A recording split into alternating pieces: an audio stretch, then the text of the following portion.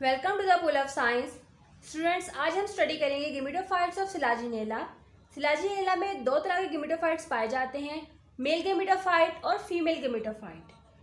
Next हम male gametophyte की development को स्टडी करेंगे, उसके बाद हम फीमेल गेमिटोफाइट की डेवलपमेंट को स्टडी करेंगे। तो पहले हमारे पास है मेल गेमिटोफाइट की डेवलपमेंट।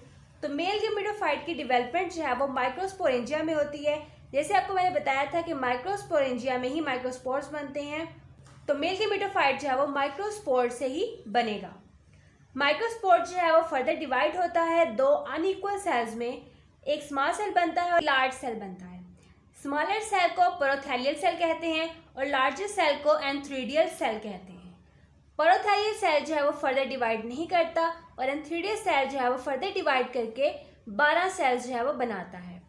4 सेल जो है जो सेंटर में मौजूद होते हैं, उन 4 सेंट्रल सेल्स को प्राइमरी एंड्रोगोनियल सेल्स कहा जाता है और जो रिमेनिंग 8 सेल्स होते हैं वो इन 4 सेल की सराउंडिंग में पाए जाते हैं, यानी पेरीफेरी में पाए जाते हैं और इनको जो है वो पेरीफेरल सेल्स जो है वो कहा जाता है।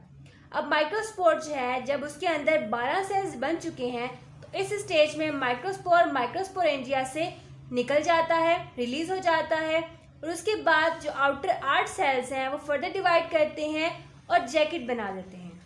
एंड्रोगोनियल सेल्स जो हैं वो डिवाइड करके मैस बनाते हैं 128 to 256 एंड्रोसाइट्स का। इसको एंथ्रोसॉइड्स मदर सेल्स भी कहा जाता है। हर एंड्रोसाइट जो है डिवेल्प करता है बाइफ्लैजिलेटेड एंथ्रोजोइड्स यानी स्पर्म। प्रोथैलियल सेल और जैकेट सेल जो है वो डिसइंटीग्रेट हो जाते हैं, ख़त्म हो जाते हैं और फिर एंथ्रोजोइड्स जो हैं वो सराउंडिंग वाटर में रिलीज हो जाते हैं। अब हम डायग्राम से देख लेते हैं। तो ये हमारे पास माइक्रोस्पोर किस में बनता है? माइक्रोस्पोरेंजिया में। और माइक्रोस्पोरेंजिया जो है वो जिस लीफ के एक्सेल में पाया जाता है उस लीफ को कहते हैं माइक्रोस्पोरोफिल।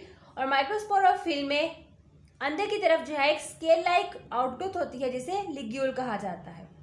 अब माइक्रोस्पोर जो है इसमें अनइक्वल डिवीजन होती है और 2 सेल बनते हैं, smaller cell and larger cell. Smaller cell को कहा जाता है प्रोथैलियल सेल और लार्जर सेल को कहा जाता है एंथ्रीडियल सेल। और बाकी लेबलिंग जो है वो एज इट इज ही रहेगी। यह माइक्रोस्पोरेंजियम और जिस लीफ में माइक्रोस्पोरेंजियम डेवलप होता है उस लीफ को कहते हैं माइक्रोस्पोरोफिल। और माइक्रोस्पोरोफिल के अंदर की तरफ जो है एक आउटग्रोथ होती है जिसे लिग्यूल कहा जाता है। अब फर्दर जो है वो प्रोथैलियल सेल जो है वो डिवाइड नहीं करता, वो वैसे का वैसे ही रहता है। और जो एंथ्रीडियल सेल है वो डिवाइड करके 12 सेल बनाता है, मतलब इसको 12 सेल स्टेज भी कहा जाता है। इन 12 सेल्स में से सेंटर में जो 4 सेल्स होते हैं उन्हें कहा जाता है प्राइमरी एंड्रोगोनियल सेल्स और जो बाकी 8 सेल्स होते हैं वो इन 4 सेल्स के सराउंडिंग में प्रेजेंट होते हैं, इनको कहा जाता है 8 पेरिफेरल सेल्स। अब माइक्रोस्पोर जो है जब 12 सेल स्टेज पर पहुंचता है तो इस स्टेज पर ये माइक्रोस्पोरेंजियम से रिलीज हो जाता है। फिर इसके जो 8 पेरिफेरल सेल्स हैं वो फर्दर डिवाइड करते हैं और जैकेट बना देते हैं और जो सेंट्रल 4 सेल्स थे वो फर्दर डिवाइड करके मैस बनाते हैं 128 से लेके 256 एंड्रोसाइट सेल्स का। इनको एंथ्रोजोइड्स मदर सेल्स भी कहा जाता है। अब हर सेल जो है वो फर्दर डिवेल्प करता है बाइफ्लैजिलेटेड एंथ्रोजोइड्स। बाइफ्लैजिलेटेड एंथ्रोजोइड्स बन जाते हैं तो जैकेट और प्रोथैलियल सेल जो है वो डिसइंटीग्रेट होते हैं, ब्रेक होते हैं और बाइफ्लैजिलेटेड एंथ्रोजोइड्स जो है वो सराउंडिंग वाटर में रिलीज हो जाते हैं और फिर वाटर में ही ये स्विम करके आर्चिगोनियल तक पहुंच जाते हैं, एग तक पहुंच जाते हैं एग को फर्टिलाइज करने के लिए। नेक्स्ट है हमारे पास डेवलपमेंट ऑफ फीमेल गेमिटोफाइट। तो जैसे मेल गेमिटोफाइट की डेवलपमेंट जो है वो माइक्रोस्पोरेंजियम में थी, इसी तरह फीमेल गेमिटोफाइट की डेवलपमेंट जो है वो मेगास्पोरेंजियम में ही शुरू होती है और स्पोर जो है वो साइज में इंक्रीज कर जाता है, यानी मेगास्पोर जो होता है मेगास्पोरेंजियम में वो साइज में इंक्रीज कर जाता है और उसमें सेवरल डिवीजन होती हैं जिससे जो है स्पोर के अंदर बहुत सारे न्यूक्लियस बन जाते हैं और इस तरह स्पोर जो है वो मल्टी न्यूक्लिएटेड हो जाता है।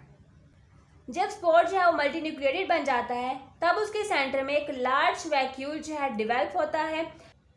लार्ज वैक्यूल सारे साइटोप्लाज्म को स्पोर के पॉइंटेड एंड की तरफ धकेल देता है।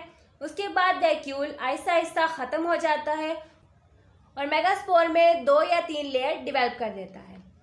इन लेयर्स को एक मेम्ब्रेन जो है वो सेपरेट करती है जिस मेम्ब्रेन को कहते हैं डायफ्राम। उसके बाद स्पोर की वाल रप्चर हो जाती है पॉइंटेड एंड से और लेयर जो है वो एक्सपोज हो जाती हैं एयर में, और वो सेल जो एक्सपोज होते हैं उनके अंदर क्लोरोप्लास्ट जो है वो डिवेल्प हो जाता है और सम सेल जो है वो राइजोइड्स यानी रूट्स जो है वो डिवेल्प कर देते हैं। तो ये हमारे पास मेगास्पोर। मेगास्पोर किसके अंदर डिवेल्प होता है? मेगास्पोरेंजिया में। और वो लीफ जिसके एक्सेल में मेगास्पोरेंजिया डिवेल्प होता है उस लीफ को कहा जाता है मेगास्पोरोफिल। मेगास्पोरोफिल के अंदर की तरफ जो है एक स्केल लाइक आउटग्रोथ होती है जिसे लिग्यूल कहा जाता है। मेगास्पोर जो है वो साइज में इंक्रीज कर जाता है और उसके न्यूक्लियस में सेवरल डिवीजन्स होती हैं, तो मेगास्पोर जो है वो मल्टी न्यूक्लियाई बन जाता है। उसके बाद मेगास्पोर में एक लार्ज वैक्यूल जो है वो डिवेल्प होता है और यह है मेगास्पोर का पॉइंटेड एंड जिसकी तरफ ये सारा साइटोप्लाज्म जो है वो पुश कर देता है। अब जैसे ही वैक्यूल सारा साइटोप्लाज्म पॉइंटेड एंड की तरफ पुश कर देता है, धकेल देता है, तो उसके बाद वैक्यूल आहिस्ता आहिस्ता खत्म हो जाता है और 2 या 3 लेयर जो है वो डिवेल्प होती हैं और ये लेयर्स एक क्लियर मेम्ब्रेन के जरिए सेपरेट होती हैं। इस मेम्ब्रेन को डायफ्राम कहा जाता है। इस स्टेज पे जो मेगास्पोर है वो मेगास्पोरेंजियम से रिलीज हो जाता है। उसके बाद मेगास्पोरेंजियम पॉइंटेड एंड से ब्रेक होता है और मेगास्पोरेंजियम के सेल्स जो हैं वो एक्सपोज हो जाते हैं।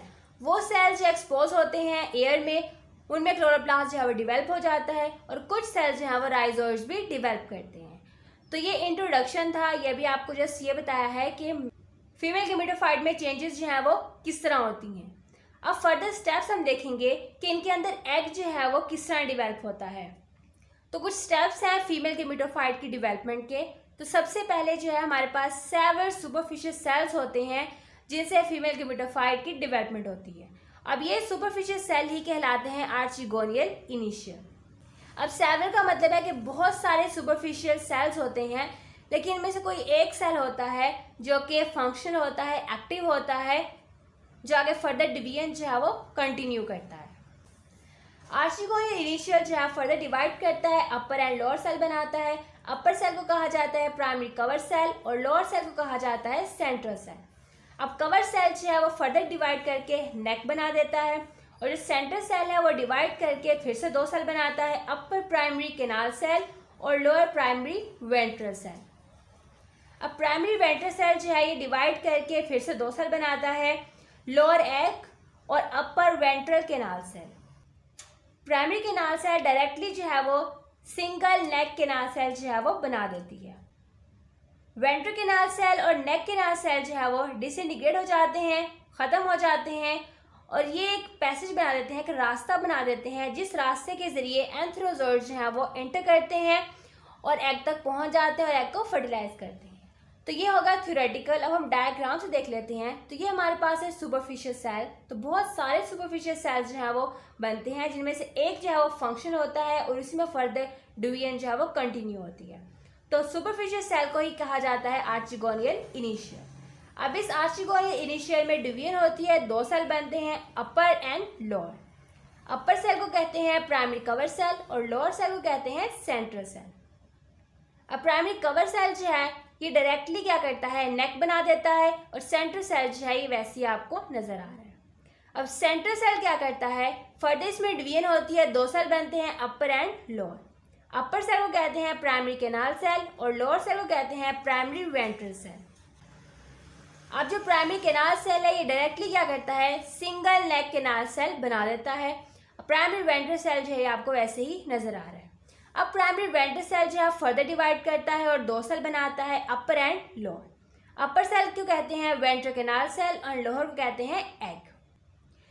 तो ये आपको रीअरेंज करके यहाँ पे दिखा दिया है। अपर वाला है नेक कैनाल सेल और ये है वेंट्रल कैनाल सेल और सबसे लोअर पे है एग। अब होता ये है कि नेक कैनाल सेल और वेंट्रल कैनाल सेल क्या करते हैं, डिसइंटीग्रेट हो जाते हैं, ख़त्म हो जाते हैं और एक पैसेज बना देते हैं, एक रास्ता बना देते हैं जिस रास्ते के जरिए एंथ्रोजोइड्स एग तक पहुंचते हैं और एग को फर्टिलाइज करते हैं।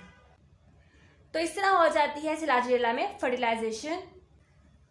सिलाजिएला में फर्टिलाइजेशन हमेशा मॉइस्चर में होती है, यानी नमी में होती है, वाटर की मौजूदगी में होती है।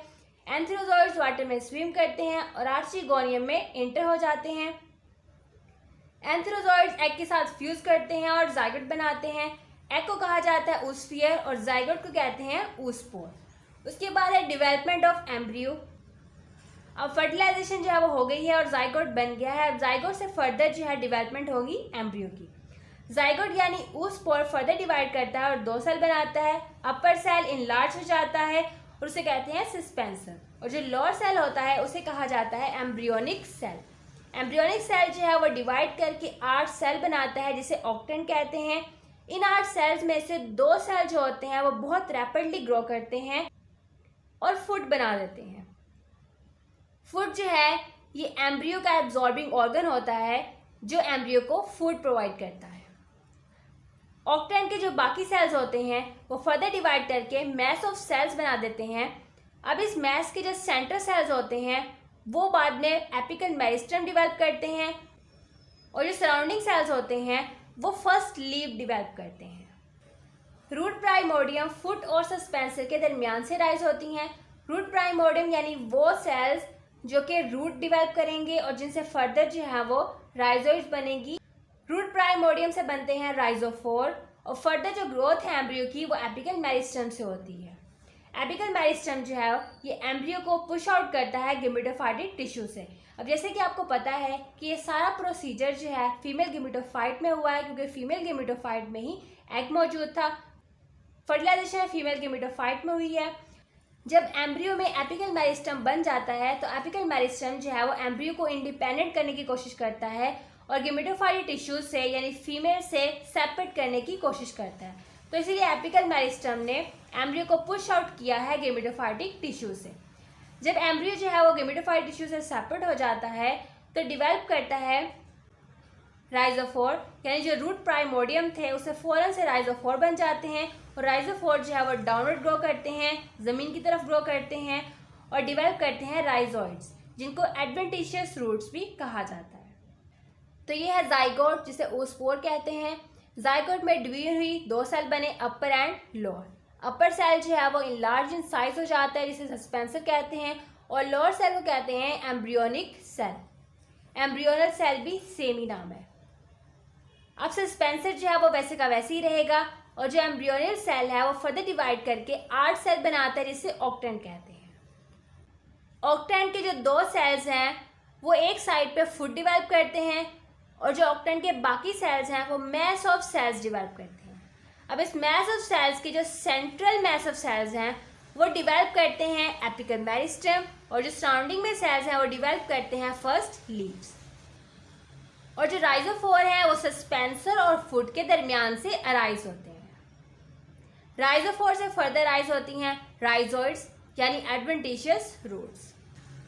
जब एम्ब्रियो का एपिकल मेरिस्टम और फर्स्ट लीव जो है वो बन जाते हैं तो एम्ब्रियो जो है वो गेमेटोफाइट टिश्यू से सेपरेट हो जाता है और फौरन से इसका राइजोफोर डेवलप होता है और राइजोफोर डाउनवर्ड ग्रो करके राइजोइड्स प्रोड्यूस करता है।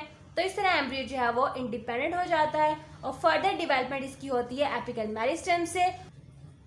तो ये कंप्लीट यंग स्पोरोफाइट प्लांट बन जाता है। सिलाजिनेला के अंदर भी अल्टरनेशन ऑफ जनरेशन होती है, यानी पहले स्पोरोफाइटिक जनरेशन, फिर गेमेटोफाइट जनरेशन, फिर स्पोरोफाइटिक जनरेशन, फिर गेमेटोफाइट जनरेशन।